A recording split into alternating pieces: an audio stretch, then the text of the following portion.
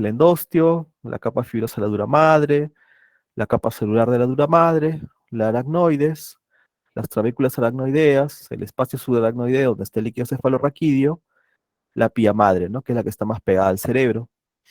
Y una meningitis viene a ser eso, ¿no? Una infección de estas capas que envuelven al cerebro, ya sabemos, ¿no? A través de la historia, tenemos libros tan antiguos como este de Hopper de 1826, donde se hace pues una necropsia y se ve pues las colecciones de pus, ¿no? En la cisterna ambiens, en el puente, en el tronco encefálico, un paciente con una meningitis, ¿no? Igual Foster la denomina una fiebre cerebroespinal en 1916. Y también hace su dibujito, ¿no? Prácticamente todo un proceso infeccioso con pus, ¿no? Alrededor del tronco encefálico. Ahora, ¿quién fue el que hizo pues la primera punción lumbar, ¿no? Fue Henry Quine en 1891, ¿no? Y él incluso describe cómo es que hizo esta punción lumbar, ¿no? Acuesta al paciente sobre el lado izquierdo, porque el diestro, ¿no? Flexiona la columna lumbar, como vamos a ver, ¿no? Como si fuera un fetito, digamos, ¿no? El paciente estaba en coma, así que no había que anestesiarlo. Se realiza la punción lumbar con una cánula delgada, ¿no? En los arcos lumbares tercero y cuarto, porque ustedes ya saben que la médula termina en L1, ¿no? Y la punción va a ser muchísimo más abajo en L3, L4, donde no hay prácticamente médula, no hay problema, ¿no? ¿No? Es mejor pinchar algunos milímetros desde la línea media y dirigir la aguja de manera que llegue a la línea media de la pared posterior del arco dural, ¿no? En adultos y en niños, esto puede alcanzar mejor comenzando por el nivel del tercio inferior del proceso espinal, ¿no? Pero también le puedes dar por el medio, no pasa nada, ¿no? Y luego cuando ya se ve que llega al líquido cefalorraquídeo, ya empiezas a gotear, pues, ¿no? Entonces, por eso es que la aguja con la que hacemos la punción lumbar se llama aguja Quank, ¿no? Esta cánula es una agujaza, pues, de las antiguas, ¿no? Que había que esterilizar, ¿no? Que eran de acero inoxidable. El bisel, ¿no? Puede tener un ángulo de 22 grados, de 30, 45, 90, ¿no? Pero nosotros usamos normalmente este de 22, ¿no? Esta es la agujita doblemente biselada para que sea más fácil, pues, hacer el corte pues, a través de la piel, ¿no? Los ligamentos, interespinoso, supraespinoso, ligamento amarillo, pasar la dura madre y llegar hasta el líquido cefalorraquídeo, ¿no? Listo. Acá lo que vamos a ver es un video del New England sobre las indicaciones para hacer una punción lumbar, ¿no? A mí si quieres se los paso por ahí para que lo tengan ustedes, ¿no? Hay que tener en cuenta, pues, cómo es que se hace la punción lumbar, ¿no? Este es un líquido cefalorraquídeo, cristal de roca que se llama. ¿Cuáles son las indicaciones, no? La primera es la anestesia, ¿no? Entonces, cuando tengan algún paciente que les diga, no, que el abuelito del tío lo punzaron y se quedó cojo, ustedes tienen que decirle, bueno, pero en la anestesia las mujeres con cesárea les hacen a cada rato, o les hacen cesárea y con los bebés, ¿no? ¿Qué más? Paraencefalitis, meningitis, Guillain-Barré, esclerosis múltiple, tumores, ¿no? Enfermedades metabólicas, ¿no? O sea, tenemos muchas indicaciones, ¿no? Lo primero que solemos hacer si el paciente está despierto o no tan, digamos, consumido, hay que poner la anestesia, pues, ¿no? Primero. Ahora, algunos pacientes podrían tener un compromiso cardiorrespiratorio y no se los puede doblar, ¿no? Porque hay que estarlos controlando continuamente, entonces ya lo hacemos, ¿no? Si tiene una hernia cerebral, ¿no? Entonces, ejemplo, ¿no? Ahí está. Digamos que esta zona del cerebro está inflamada, ¿no? Y este es el uncus, ¿no? Del temporal, y puede herniarse hacia el tronco encefálico, que está el puente, ¿no? Si nosotros disminuimos la cantidad de líquido, esto se va a herniar más rápido, y probablemente el paciente pues fallezca, ¿no? Entonces hay que tener cuidado con este tipo de hernias. Cuando tenga un paciente con un tumor cerebral, le suelo poner primero manitol un poquito, para disminuir la cantidad de líquido y poder hacer así la punción, ¿no? Hay que tener bastante cuidado con eso, ¿no? Si el paciente tiene un papiledema, ¿no? Probablemente sí, pues, ¿no? En el fondo de ojo tenga, pues, alguna lesión dentro del cerebro. Por eso antes de la punción lumbar siempre se hace una tomografía cerebral, ¿no? ¿no? Ahí vemos que los ventrículos están, digamos, pequeños, ¿no? Y luego, o algunas complicaciones que podemos producir es un hematoma espinal, ¿no? En niños muy pequeños suele pasar esto, ¿no? Los que quieran ser pediatras por ahí, ¿no? Algunos pacientes tienen cirugías, ¿no? De la columna y va a ser bastante difícil doblarlos, ¿no? Los adultos mayores también es un poquito difícil hacerles punciones lumbares, ¿no? Porque ya su columna ya está bastante, tiene picos de loro, un poquito difícil, ¿no? Tienes que tener tu aguja de 20 por 3,1 medio, que es la aguja Quank de punción lumbar, para limpiar, tienes tus tubitos preparados, ¿no? También puedes medir la presión intracerebral, ¿no? O la presión de apertura. El tamaño depende también, hay para niños, para adultos, pero normalmente siempre usamos el de adultos, ¿no? Y en niños usamos una aguja número 22 también, ¿no? Y ya está. Aunque en niños normalmente se les hacen sala de operaciones. Y nunca olvidar los guantes estériles y mantener en todo momento el ambiente estéril, ¿no? Ya si ya te contaminaste poniéndote los guantes, ya olvídate, ¿no?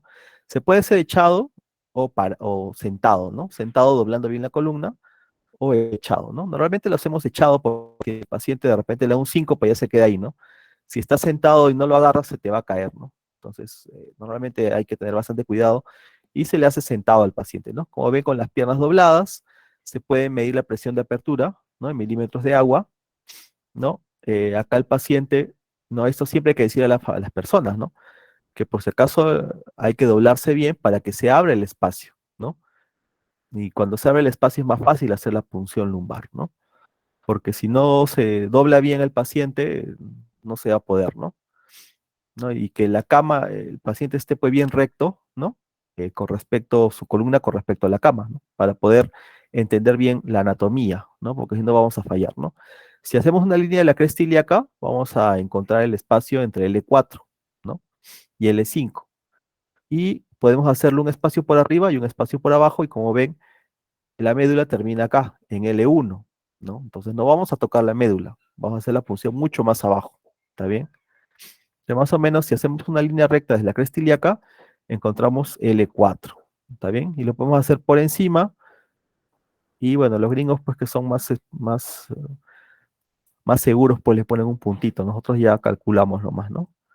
Para preparar al paciente primero tenemos que hacer la asepsia y antisepsia, ¿no? Con unos guantes estériles, ¿no? Le ponemos alcohol, yodopovidona, limpiamos bien, ¿no? Retiramos bien el alcohol después, ¿no? Porque de todas maneras vamos a hacer eh, es un procedimiento pues que puede infectar también al paciente, ¿no?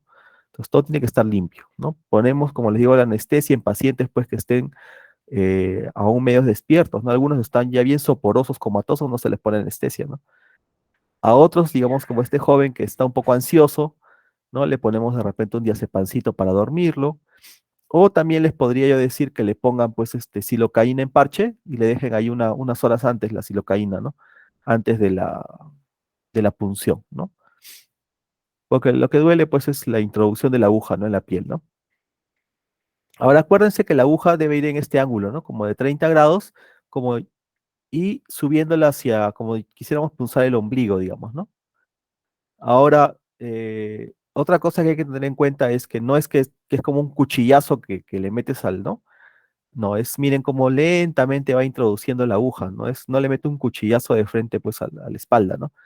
Sino que lentamente comienza miren, lentamente se introduce la aguja sintiendo lo que uno está haciendo, ¿no? Hasta que ya siente pues que se rompe, digamos, este ligamento amarillo, que es como una mantequilla dura, ¿no? Que todos hemos usado hemos puesto el cuchillo de la mantequilla dura y se siente, ¿no? Las capas, ¿no? Que es la piel, el cerebral subcutáneo, el ligamento supraespinoso, ¿no? Ahí vamos a llegar, ahí está.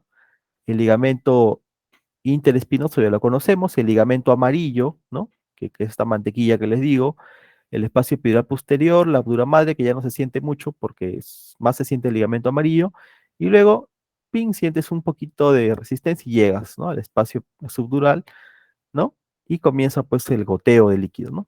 Ahí no hay problema porque está por la caudequina, ¿no? Normalmente se va a hacer un costado, no la vas a tocar, ¿no? ¿Qué más?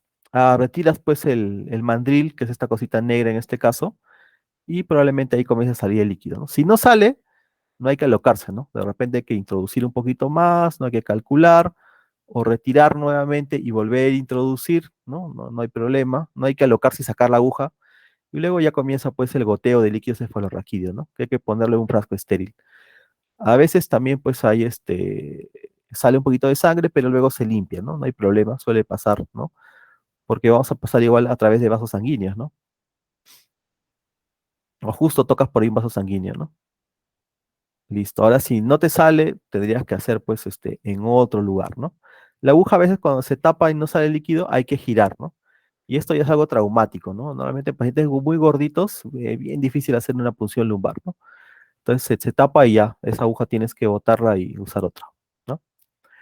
Puedes medir presión de apertura, sí, en pacientes, digamos, con criptococosis, ¿no? Que es una complicación del HIV. Se mide la presión de apertura porque eso nos puede ayudar a ver hasta qué punto está comprometido el paciente, ¿no? Eso sí, ¿no? En pacientes con criptococosis, pues se eleva bastante, ¿no? Y hay que hacerles continuamente punción lumbar porque estos pacientes con criptococosis cerebral generan bastante líquido y eso hace que les duela muchísimo la cabeza, hacen una hipertensión endocraniana con náuseas, vómitos y cefaleas muy intensas, ¿no? Luego, ya comienzas ven, ahí están saliendo las gotitas, cristal de roca, ¿no? O sea, una agüita clara, ¿no? Y comienzas a juntar. Normalmente se juntan 20 gotas, ¿no? No se juntan 100 ni 200 gotas, ¿no? Es muy poco, ¿no? Lo que se necesita en realidad. 20 gotas es una cantidad suficiente, ¿no? Digamos, los gringos, pues que son más seguros, pues le ponen ahí una llave triple vía, luego pones, no te olvides de poner nuevamente el mandril y ya, le pones ahí su algodoncito y por ahí le pasas pues su espada de pito, ¿no? Listo. Siempre apretando un poquito pues para que haga hemostasia, tener cuidado de no pincharse pues, ¿no? Hay que botar todas las cosas directamente ¿cómo se llama esto? Al tacho pues estéril, ¿no? En gorditos como ven acá, es mejor hacerles sentados, ¿no? A veces hacemos así. Como les digo, hay pacientes pues que tienen picos de loro, ¿no? Y es más difícil hacerles, ¿no? O tienen estas escoliosis, cirugías previas, ya es más difícil hacerles, a veces no se les hace, ¿no? Ahora, tener un paciente con meningitis es independiente de ponerle el antibiótico, ¿no? De frente le pones, no hay problema, no te vas a esperar hasta el día siguiente para hacerla, ¿no? Algunos que tienen arco en C, pues pueden ver, ¿no? Como algo un poco mejor los espacios, ¿no? Para hacer la punción. Complicaciones, ¿no? La principal complicación es la hernia cerebral, ¿no? Por eso no se saca pues un litro de líquido cefalorraquídeo. Si el paciente se levanta rápido, ¿no? Por eso tiene que estar echado 1 hora prácticamente, casi 2 horas, ¿no? Los aracnoideos también normalmente no hay problema, ¿no? Pero es muy raro que ocurra esto, ¿no? Tendrías que hacer muy mal ¿qué más? Bueno, también se hacen niños, ¿no? A los niñitos también hay que dormirlos un poquito, ¿no? ¿Qué más? También en niños, pues, hay que tener cuidado porque son muy propensos a sangrar, ¿no? Sangran bastante y después de hacer procedimiento ese día hay que hacerlo al día siguiente, ¿no? Hay que hacerlos con mucho, mucho cuidado. Listo. A ver, ¿qué más? Ya está. Luego, este cuadro es importante y este cuadro sí se lo tienen que saber, ¿no? Acuérdense que en las meningitis, prácticamente todas las meningitis producen mononucleares, mononucleares, mononucleares, mononucleares. Casi la única que produce más polimorfos es la bacteriana, ¿no? Ahora, ustedes saben que las bacterias, pues, son seres vivos, ¿no? Y los seres vivos tienen que comer. Por lo tanto, cuando tengo una paciente con una meningitis bacteriana, lo que se va a producir es una disminución de la glucosa, ¿no? Y cuando hay meningitis bacterianas, pues las bacterias aumentan bastante, ¿no? Digamos, la Neisseria meningitis, que es la meningitis bacteriana más peligrosa de todas, produce pues 20.000, 30.000 leucocitos, ¿no? Alguna vez hemos visto eso y nos hemos asustado, porque si salía Neisseria meningitis, ¿no? O criptococos, íbamos a tener que ir a tomar pues rifampicina o ciprofloxacino de forma este, pública, ¿no? Y todas las enfermeras y las personas que existiendo en ese momento, ¿no? Porque es una enfermedad muy peligrosa, te puede dar meningitis y puede ser hasta mortal si no te tratas a tiempo, ¿no? Entonces, eh, las bacterias sí dan cantidad de leucocitos, como ven, ¿no? Más de 2000, ¿no? Luego, ahora ustedes me dirán, ¿y cómo diferencio, pues, la vírica, la tuberculosa y la fúngica, ¿no? Lo bueno de la vírica es que la glucosa va a ser normal, ¿no? Porque como saben, ¿no? Los virus normalmente son intracelulares, ¿no? Eh, se reproducen así, no se sabe en realidad si los virus están vivos o muertos, ¿no?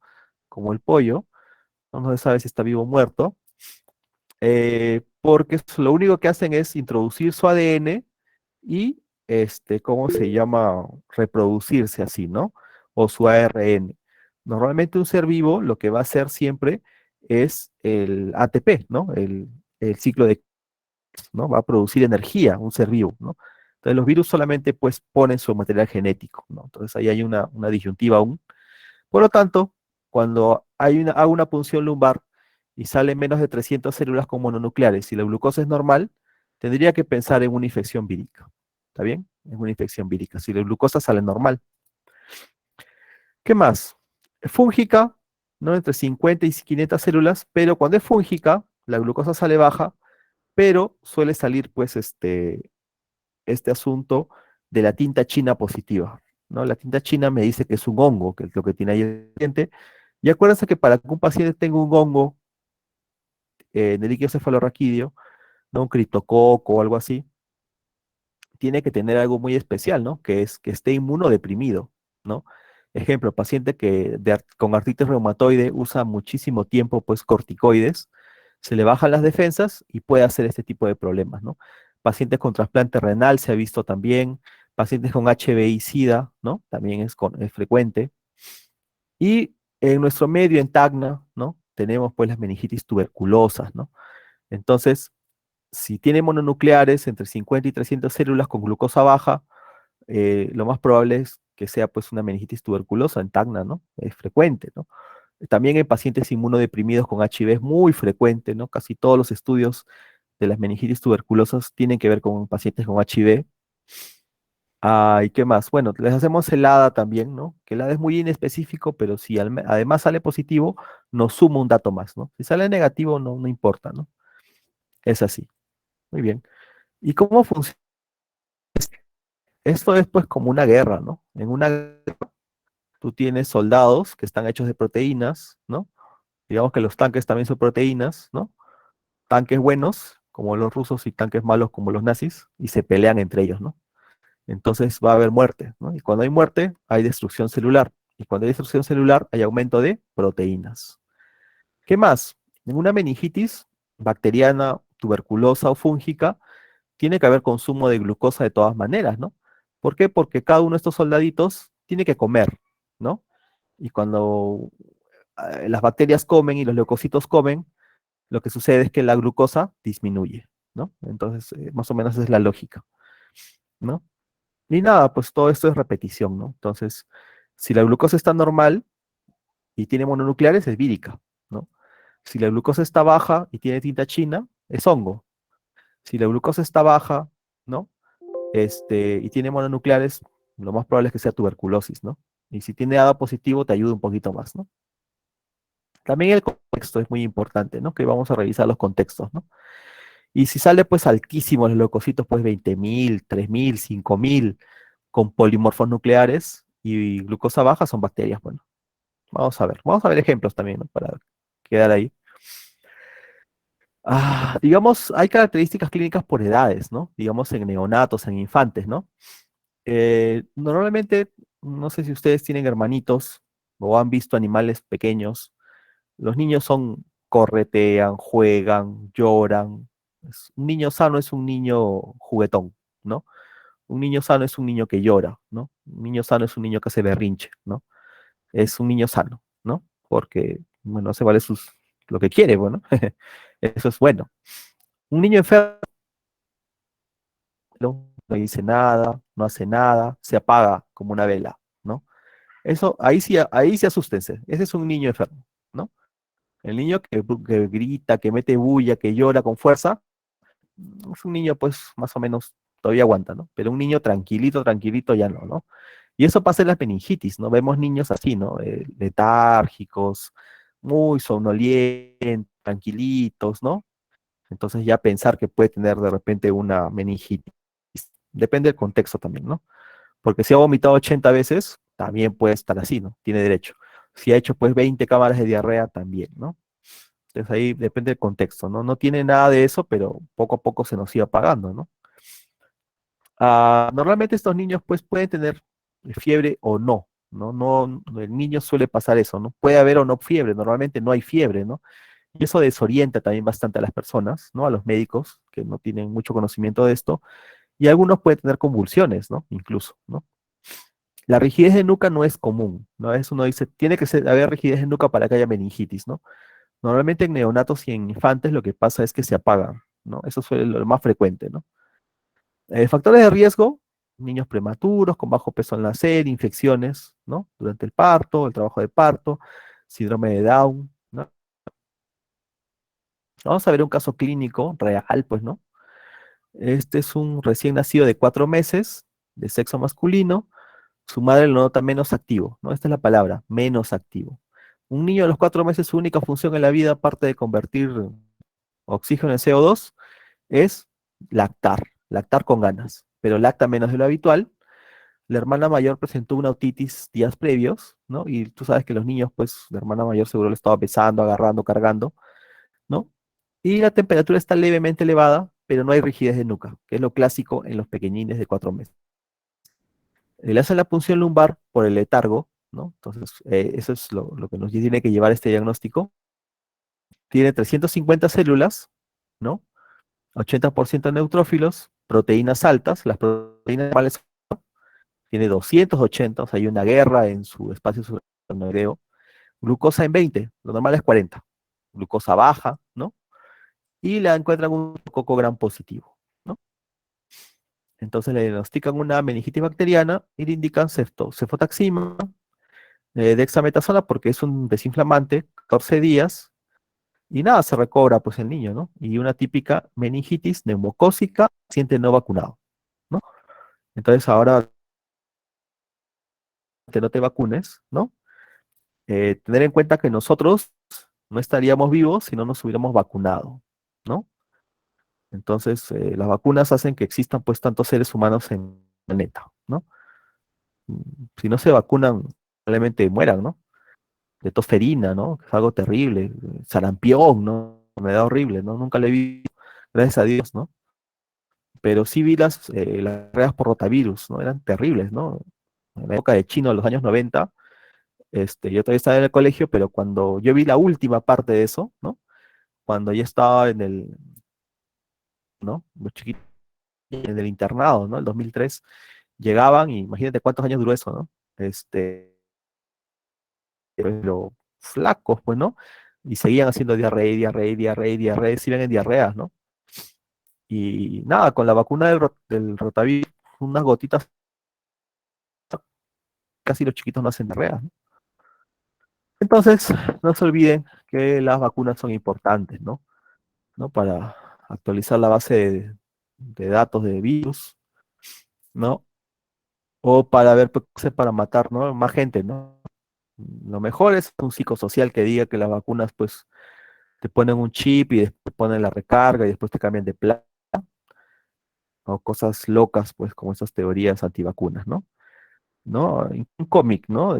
Que habla sobre esto, ¿no? La persona que hizo el primer réclame que dijo producía autismo, estaba produciendo una que sea de monodosis, ¿no? No de que, no esa vacuna que tú sacabas un frasquito y está cinco dosis, ¿no? Entonces había un conflicto de interés, pues gigante, ¿no? Él como estaba sacando su vacuna de monodosis iba a ganar muchísimo más, pues, ¿no? Porque iba a vender frasco por frasco, ¿no? En vez de vender uno por cada 5, ¿no? Entonces, y de ahí pues nunca falta gente pues que comienza a creer en cosas locas, ¿no? Muy bien. Ahora nos vamos ya a los niños, ¿no? En los niños sí, ya pues, ¿no? Puede haber algo un poquito más clásico como la fiebre, el dolor de cabeza, porque el niño ya te dice que le duele la cabeza, ya habla, irritable, letárgico, ¿no? O sea, ya está más tranquilo que antes, ¿no? Estaba un loquillo, ahora está muy tranquilo, confuso, no puede ver la luz, náuseas, vómitos, ahí sí podemos encontrar rigidez de nuca, dolores, y algunos pueden convulsionar, ¿no? Como tiene irritación meningia, ¿no? Podemos encontrar la rigidez, pues, ¿no? Y factores de riesgo, pues, ¿no? Niños pobres que no se vacunan, malnutridos, ¿no? Antes, pues, las guarderías, ¿no? Cuando, digamos, no existía, pues, la vacuna de la influenza, ¿no? Ahora ya existe, ¿no? Entonces, los niños hacían hasta meningitis por influenza, ¿no? Infección por HIV, ¿no? Infecciones del tracto respiratorio recientes, ¿no? Neumococos, ¿no? Meningococos, el hemófilos influenza que les dije, ¿no? Traumatismos, falta de vacunas, ¿no? Acá está el signo de Kerning, ¿no? Que se pone la rodilla en 90 grados y se hace esto. Así es el signo de Kerning, ¿no? No solo es poner la rodilla, la maldición, así, en 90 grados, ¿no? El signo es así, ¿no? La extensión de la rodilla es el signo, no solo la flexión, la extensión. Y el signo de Bratzinski, que es, pues, tiene tanta rigidez el niño que se flexiona la nuca y las rodillas se contraen, ¿no? Eso es clásico que podríamos encontrar, ¿no? Muy bien. Ya en adultos cambia un poquito la cosa, ¿no? Hay dolor de cabeza, rigidez en el cuello, fiebre, alteración del estado mental, ¿no? Y esto es importante, ¿no? La alteración del estado mental. Normalmente, estas enfermedades infecciosas suelen ser subagudas, 2 semanas, ¿no? Entonces, tener bastante cuidado de esta persona que, ejemplo, un estudiante que está pues trabajando, estudiando, va a clases, está ahí, de repente se comienza a aislar, aislar, aislar y, ¿no? Podría ser una meningitis, ¿no? En el contexto, ¿no? O sea, de repente ha ido pues al hospital, no se puso la mascarilla, se la sacó, no se la sacó, y estuvo en contacto con un paciente medio raro, ya, ¿no?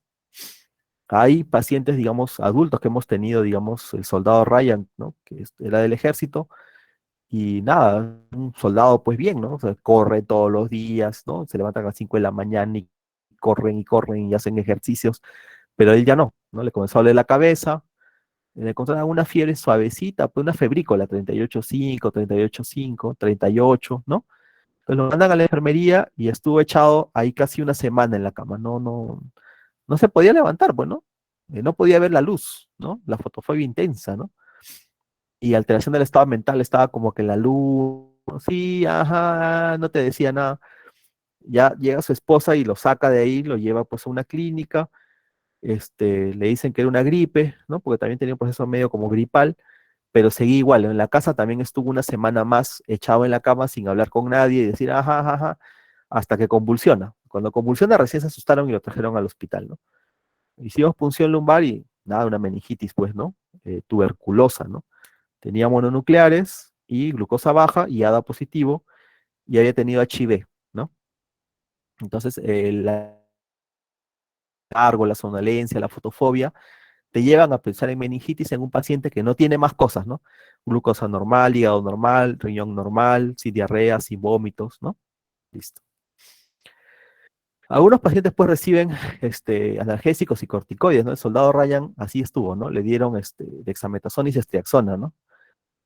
Porque acá te dan ceftriaxona hasta por gusto, ¿no? Y por eso pues no tenía una rigidez de nuca, ni Kerning, ni Bransinski, ni nada, ¿no? Listo. Y nada, algunos tienen pues la erupción petequial del meningococo, ¿no? Hay que tener bastante cuidado con eso. Y listo. Factores de riesgo, pues, pacientes pues inmunodeprimidos, ¿no? Con cáncer, los diabéticos también se inmunodeprimen bien feo. Pacientes con sinusitis, también tuvimos un abuelito que era zapatero y tenía una sinusitis maxilar pues bastante intensa y hizo una meningitis, ¿no? Artritis, lupus, ¿no? Ya se inmunodeprimen estos pacientes con el mismo tratamiento. HIV también muy frecuente. Pacientes de alcoholismo, ese zapatero también era alcohólico, ¿no? Enfermedades renales, cirrosis, etcétera. Ahora, las complicaciones pueden ser varias, ¿no? Digamos las convulsiones, ¿no? Normalmente las familias se asustan cuando el paciente estaba medio dormido pero convulsiona, ya ahí sí, ya pues, ¿no? Los pacientes con infartos cerebrales, ¿no? A largo plazo, algunos pacientes, como ustedes saben, se les lesiona tanto el cerebro que algunos pacientes predispuestos van a hacer crisis epilépticas, no todos, pero algunos, ¿no? Las hidrocefalias, los empiomas sudorales, ¿no? los abscesos cerebrales, ¿no? También, ¿no? Estas meningitis pueden terminar en un absceso cerebral, ¿no? También hay tuberculosis, por ejemplo, cavernoso, ¿no? Digamos, este es un tuberculoma, ¿no? Es una lesión, ¿no? Prácticamente basal, ¿no? Captadora de contraste, ¿no? Entonces, un tuberculoma, una resonancia magnética. La vasculitis, ¿no? También pueden producir, pues, estas infecciones, ¿no? Y acá está la vasculitis, ¿no? Muy bien. Y luego también tenemos los adultos mayores, ¿no? Los mayores de 65 años, ¿no? A- Estos pacientes también son atípicos, así como los bebitos chiquitos, ¿no? No hacen fiebre, ¿no? Y tampoco rigidez de nuca, pero lo que hacen los abuelitos igual, pues se apagan, ¿no? Se apagan, es su letargo, su confusión, es lo más frecuente, ¿no? La confusión, ¿no? A veces tienen rigidez de nuca, a veces no, y ya los adultos, pues, acuérdense que ya de por sí tienen una rigidez, porque ya están viejitos. Y normalmente los adultos mayores no hacen meningocosis, sino por listeria monocitógenes, ¿no? Una persona ya se da cuenta que está adulto mayor cuando la listeria es tu peor enemigo. Y ya tienen, pues, complicaciones renales y pulmonares, ¿no? Si hablamos brevemente del neumococo, ¿no? El neumococo, pues, tiene su cápsula opaca, ¿no? Que tiene, que evita que la inmunoglobulina A faringe, ¿no? Esta inmunoglobulina A normalmente debería destruir al meningococo, ¿no? Pero como tiene esta bacteria, lo que hace es que tiene una cápsula opaca, ¿no? Y eso hace que no sea identificada por la inmunoglobulina A secretora. Luego, libera, pues, sus toxinas, ¿no? Que la toma la PLY. Y esto hace que la contractibilidad ciliar disminuya. Por lo tanto, al no haber contractibilidad ciliar, más tiempo va a permanecer la bacteria en el lugar donde está haciendo su infección. Luego comienza desglicolización de la mucosa, de tal modo que ya puede ser celular, ¿no? También reduce la actividad ciliar con la VGA, que está acá, ¿no? Y luego también tiene, pues, una carga negativa, ¿no? Y por lo tanto ya poco a poco comienza a ingresar, ¿no? Ahí está, ahí está, ¿no? Tiene estas proteínas, la RPAF, ¿no? Que hace que ingrese a través de la célula, ¿no? Y hacia el espacio subaracnoideo, hacia la sangre, perdón, pero, y luego, igual, ¿no? Con esta proteína A, globulina, también a través de la célula, ya hacia el líquido cefalorraquídeo. Ahora también tiene otras proteínas, ¿no? Como la PLY, que es la toxina, que puede hacer que entre las células, ¿no? Hacia el espacio subaracnoideo. Eso es respecto al neumococo, ¿no? Que es una bacteria. También tenemos el meningococo, ¿no? Que esto ya es una bacteria, pues, que debe ser, pues, súper específica como para llegar hasta el líquido cefalorraquídeo, ¿no? E igual inhibe la función, ¿no? De estas proteínas de la inmunoglobulina A, ¿no? De frente produce exotoxinas, ¿no? Y sacáridos capsulares, ¿no? Tiene su pili tóxico,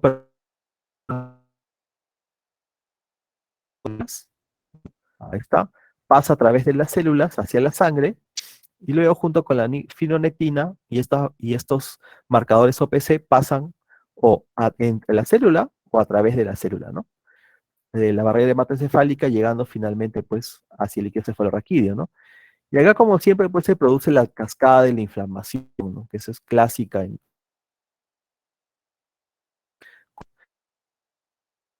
el incremento de la presión intracelular, hay náuseas, vómitos, cefalea, ¿no? Letargo, se produce un estrés oxidativo y liberación de radicales libres, lo que produce, pues, un daño neuronal, ¿no? Y este daño neuronal hay que actuar rápidamente porque, ¿no? Puede ser hasta mortal, ¿no? Puede ser hasta mortal, y también porque los pacientes hacen, pues, esas infecciones severas, ¿no? Hasta convulsionan. Lo más frecuente es, ¿no? El estreptococo pneumoniae, que es gran positivo, el Neisseria meningitis, que es gran negativo, la listeria, que es intracelular, acuérdense, ¿no? Por eso en listeria, además hay que poner al paciente ampicilina, el influenza, que es, y el estafilococo aureus, que es gran positivo. A los tratamientos, ¿no? Tenemos ejemplo, la ceftriaxona, ¿no? Muy conocida, Acá le damos normalmente 4 gramos al día, o sea, 2 gramos cada. O sea, tienes que darle una dosis alta de estriaxona, no le puedes dar una dosis baja, porque no. No te olvides que si estás sospechando de listeria, la ¿no? 4 gramos cada 4 horas de ampicilina, ¿no? No me da mucho. Van bastante, 500 cada 8 en meningitis, ¿no? Algunos casos clínicos, ¿no? Una mujer de 30 años está con fiebre, cefalea, vómitos, y le dice que dos antes, las meningitis son subagudas, ¿no? 2 semanas antes, se va al campo y compra queso de cabra, aparentemente pasteurizado, ¿no? Nosotros sabremos si el queso que nos venden es pasteurizado o no, ojalá, ¿no? ¿No? Entonces, pasteurizado, pues probablemente tenga, ¿no? Y al examen de temperatura, porque es con fiebre, rigidez de nuca, ¿no? Náusea. Hacemos la punción a glucosa en 26, ¿no? Ya les dije, lo normal es 40, glucosa baja. 500 células a predominio de polimorfos nucleares. Si yo les digo nucleares, ya estoy hablando de bacterias.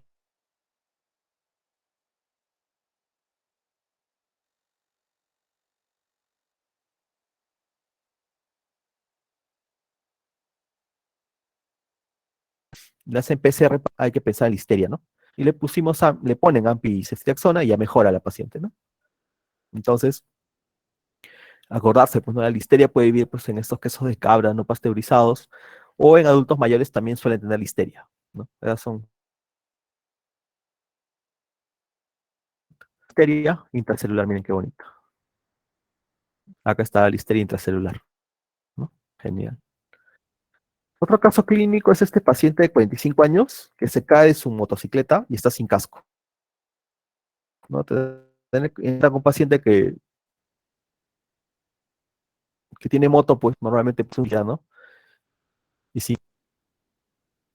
Y nada, le hacen una radiografía de cráneo y ven una depresión en la calvaria, ¿no? Y una fractura de fémur. Tiene una hemorragia subaracnoidea de resonancia magnética, fractura con depresión de la calvaria y hemorragia del seno maxilar y frontal, ¿no? Entonces, todo lo que realmente protegía el cerebro, que es la barrera hematoencefálica, ¿no? Que el cerebro prácticamente está cerrado herméticamente y protegido por la dura madre y etcétera, se roto, ¿no? Porque tiene esta hemorragia, tiene una fractura, etcétera, ¿no? Entonces, queda hospitalizado, ¿no? Recupera el estado de conciencia, se le hace una cirugía para remover los fragmentos del cráneo, le dan ceftriaxona, pero al tercer día comienza a complicarse, ¿no? Después de que estas bacterias pues han comenzado pues a crecer, hace pues 38 de temperatura, el paciente está más confuso, después tranquilo, más dolor de cabeza, ¿no? La resonancia sigue igual, hacemos la punta lumbar y tiene 300 hematíes, aún sangre, leucocitos 450, polimorfos nucleares, y cuando digo polimorfos nucleares 90% significa que es una bacteria, la glucosa normalmente es 40, tiene 20, o sea, baja, las proteínas normalmente son 40 y ahora están en 300, ¿no? Entonces es una meningitis bacteriana clásica, ¿no? Le encontramos cocos gram positivos, ¿no? Y le dan vasolina, los gringos, y es un estafilococo aureus, pues, ¿no? También vancomicina, ¿no? Porque era meticilino resistente, ¿no? Y el paciente sobrevive, ¿no? Entonces, porque es joven, ¿no? Los pacientes normalmente que se infectan, pues si son jóvenes, tienen la energía suficiente como para, el metabolismo suficiente como para mejorar, ¿no? Lamentablemente los adultos mayores no logran esto, ¿no? Entonces acá ven, miren esta fractura, ¿no? El seno etmoidal, ¿no? Tiene una, pues a nivel del seno maxilar, ¿no? Y por acá pues ingresó la infección de este paciente, ¿no? Luego, otra meningitis clásica, ¿no? Es de los adultos mayores. Este es un paciente de 90 años que es un juega golf y comienza a tener 3 días de conductas anormales, ¿no? ¿Cuáles son las normales que uno podría preguntar? No sabe cómo ponerse ropa, ¿no? Se baña con ropa, ¿no? O hace sus necesidades en lugares donde o se le va a hacer, pero solamente en 3 días. Antes era normal, ¿no? No puedo decir Alzheimer, pues, ¿no? Porque sería pues un año que está así, ¿no? Así es el Alzheimer. Una infección es en días, ¿no? Luego lo notan febril y confuso, ¿no? Esta es la clásica, confuso, no está pues al 100%, ¿dónde está ni qué día es? Tú le dices buenos días y te dice caballo o vaca, te dice cualquier cosa, ¿no? Está pues, donde debe estar. Le encuentran una infección urinaria, ¿no? La tomografía es normal, pero su estado comienza a empeorar rápidamente, confuso, más agitado, ¿no? Y normalmente cuando uno ve un paciente agitado y tiene muchos pacientes más cateados, ¿no? Ponen aloperidol y lorazepam, ¿no? Luego no obedece órdenes, ya comienza con una afasia, ¿no? O sea, y afasia significa pues que no entiende ni, no, ni habla, ¿no? Listo. Y a veces responde cuando le preguntan iglesia, ¿no? Que está en una iglesia, ¿no? Cuando obviamente está en un hospital, ¿no? Le detectan un defecto del capio, una hiparesia derecha, hiperreflexia leve, eh, y luego le hacen una nueva tomografía, ya se nota más o menos una encefalitis del lóbulo temporal, y cuando uno tiene una lesión, o una persona tiene una lesión del lóbulo temporal, primero pensar en herpes, ¿no? Y se le indica aciclovir. En la punción encuentran 22 leucocitos, a 70% polimorfos nucleares, ¿no? Perdón, monocitos 30%, glucosa normal, ahí está, ¿no? La glucosa es 40 para arriba, ¿no? Tiene 54, glucosa normal, proteínas casi normales, y el PCR da positivo, ¿no? Entonces, acuérdense que en meningitis viral, la glucosa está normal, ¿no? Que es nuestro mayor apoyo aquí, ¿no? Le hacen un EEG, se encuentra un estatus epiléptico no convulsivo, ¿no? Le dan medicación antiepiléptica y ya, ¿no? Sale de la meningitis, ¿no? Sale de la meningitis, pero lamentablemente una meningitis viral es discapacitante, ¿no? Deja al paciente gravemente secuelado y fallece después por una neumonía, ¿no? 6 meses después, ¿no? Acá en la tomografía vemos el lóbulo temporal izquierdo, ¿no? Hipodenso, y con el pasar de los días se ve muchísimo más hipodenso y luego ya queda una cicatriz, ¿no? El paciente sobrevive, pero lamentablemente pues fallece por complicaciones, ¿no? Probablemente haya quedado postrado después de esto, ¿no? Acá igual, ¿no? Tenemos una resonancia magnética en un protocolo T1, donde vemos esta lesión hipodensa, en FLAIR, ¿no? Hiperdensa, ¿no? Y en T2 también bastante hiperdensa, ¿no? Entonces, una lesión del lóbulo temporal, pensar en una meningitis viral y por herpes, ¿no? La más clásica, ¿no? Acá lo que hay que darle pues es aciclovir, ¿no? 10 miligramos por kilo endovenoso cada 8 horas, ¿no? O sea, casi sale 200 miligramos, ¿no? Cada 8 horas, ¿no? Y hay que ser bien intenso para el tratamiento de las meningitis, pues, virales, ¿no? Luego, un caso clásico, ¿no? De este paciente también que puede pasar aquí en el Perú, ¿no? 17 años, eh, con tiempo de enfermedad de 2 semanas, otra vez una enfermedad subaguda, así son las infecciones, cefalea, náuseas, vómitos, pensaron que era una gripe, luego continúa con y su mamá ya va en los United States porque estaba inconsciente, ¿no? O sea, prácticamente, probablemente haya tenido una... reporta a la mamá que ha bajado 13 kilos de peso en 3 meses. 5 meses antes tuvo un PPD positivo y le dieron isoniazida profiláctica. Y el examen está somnoliento, ¿no? Entonces, clásica, como les digo, un ser humano normal, pues conversa, habla, molesta, ¿no? Y se está trayendo, no habla, no se comunica, somnoliento, ¿no? Dolor cuando mira los costados, local Babinski derecho. Muestra una hidrocefalia en la tomografía, ¿no? ¿No? Pregunta de examen, ¿no? Complicaciones de las meningitis tuberculosas, ¿no? Bulitis, ¿no? Hidrocefalia, como en este caso, y alteración de los nervios craneales, ¿no? ¿Qué le encontramos? 227 leucocitos, no muchos, pero 66% de mononucleares, ¿no? Mononucleares. Glucosa, normalmente es 40, tiene 29, o sea, glucosa baja. Proteínas, normalmente 40, tiene 140 proteínas altas, ¿no? Y ADN 40, ¿no? Que esto me ayuda un poquito más. Entonces, una clásica meningitis tuberculosa, ¿no? Le hacen los BK si sale positivo, ¿no? El líquido cefalorraquídeo, le damos las 4 drogas que siempre les digo, pues, ¿no? El IRE o el RIPE, ¿no? Isoniazida, piracinamida, rifampicina y etambutol, más dexametasona, ¿no? Si no está inmunocomprometido, le damos dexametasona 0,4 miligramos por kilo, ¿no? Y con 7 días y luego bajamos gradualmente, ¿no?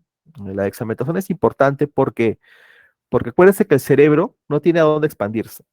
Y si yo empiezo a matar, ¿no? a estas ecobacterias, se van a alisar y cuando se alicen van a producir pues mayor inflamación. Entonces, esto puede ser, si el cerebro no tiene a dónde expandirse, se va a herniar, pues, ¿no? Esa metasona me ayuda a que nuestras defensas no se aloquen mientras los fármacos antituberculosos hacen su efecto, ¿no? El tratamiento es un año y el paciente pues queda sin secuelas, ¿no? Y hemos tenido pacientes así con meningitis tuberculosa y incluso hasta con HIV, ¿no? Este, se hace la punción, sale más o menos, digamos acá, ¿qué pasó con este chino, no? Este chico era chino y venía de China, ¿no? Y allá pues ya tenía un antecedente de TB, ¿no? Puede ser, ¿no? En Tacna, ¿no? Piensa de frente en tuberculosis, ¿no? O sea, primero en tuberculosis, ¿no? Porque en Tacna tenemos cualquier cantidad de tuberculosis, chicos, ¿no? Residentes con tuberculosis, internos con tuberculosis, pacientes con tuberculosis es frecuente, ¿no? Entonces, nada, pensar primero en tuberculosis, ¿no? Listo. Y acá esta cosa es una resonancia magnética, ¿no? Con contraste vemos la hidrocefalia, ¿no? Ven los ventrículos laterales gorditos, ¿no? Más gorditos, ¿no? Los asas temporales también más gorditas, ¿no? De lo normal, ¿no? Entonces, más o menos, esto es pues la meningitis, ¿no? Es una enfermedad pues con la que ustedes se van a encontrar, ¿no? No se olviden de que un paciente que está sano es un paciente que conversa, que molesta, que hace, que habla, que reclama. Un paciente enfermo, tipo meningitis, tiene un tipo de enfermedad de 2 semanas, tranquilo, que se va apagando poco a poco, ¿no? Que no quiere hablar con nadie, que la luz le molesta, le duele la cabeza, a veces hacen fiebre, a veces no, a veces hace rigidez de nuca, a veces no, y hay que pensarlo, ¿no? Cuando todo lo demás está normal, puede ser pues una meningitis, ¿no? Muy bien, chicos. ¿Tienen alguna pregunta?